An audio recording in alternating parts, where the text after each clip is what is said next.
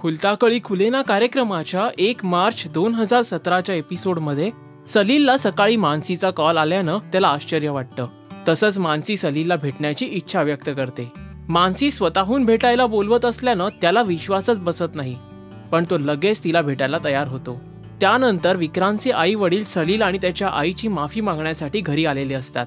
बारशाच्या दिवशी जो काही प्रकार झाला त्यामध्ये मानसीची काहीच चूक नव्हती आणि मोनिकाच्या कृत्यांची शिक्षा मानसीला देण्यात येऊ नये अशी विनंती ते सलीलला करतात. तसंच ते मानसीचे गोडवेही गायला विसरत नाहीत. सलील आणि त्याच्या आईला विक्रांतचे आई वडील भेटल्यानं दिलासा मिळतो, कारण त्यांचा गैरसमज दूर झालेला असतो. नानू मामा मधुकाकांना सांगतात की विक्रांतच्या दुसऱ्या लग्नासाठी मी गावाकडील काही स्थळ पाहून घेतो. मात्र मधुकाका नानू मामाची समजूत काढतात आणि ही योग्य वेळ नसल्याचंही त्यांना सांगतात, पण ते काहीच ऐकून घेण्याच्या मनस्थितीत नसतात. मोनिका आपल्या वकिलांना भेटायला आलेली असते.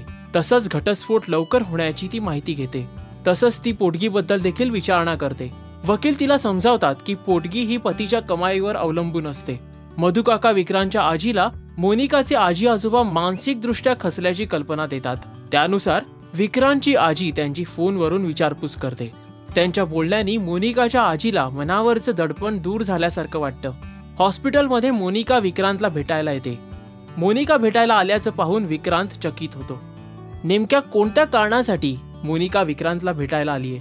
खुलताकळी खुलेना या मालिकेत मानसी आणि सलील यांचं प्रेम आता बहरत जाणार असं दिसतेय. पण दुसरीकडे मोनिका आणि विक्रांतच्या आयुष्यात काय वळण घेणार हे पाहणंही आता महत्त्वाचं असेल. या मालिकेचे एपिसोड हायलाइट्स जाणून घेण्यासाठी पाहत रहा राजश्री मराठी. नमस्कार, मी Sachin Pilgaonkar. Please subscribe to Rajshri Marathi.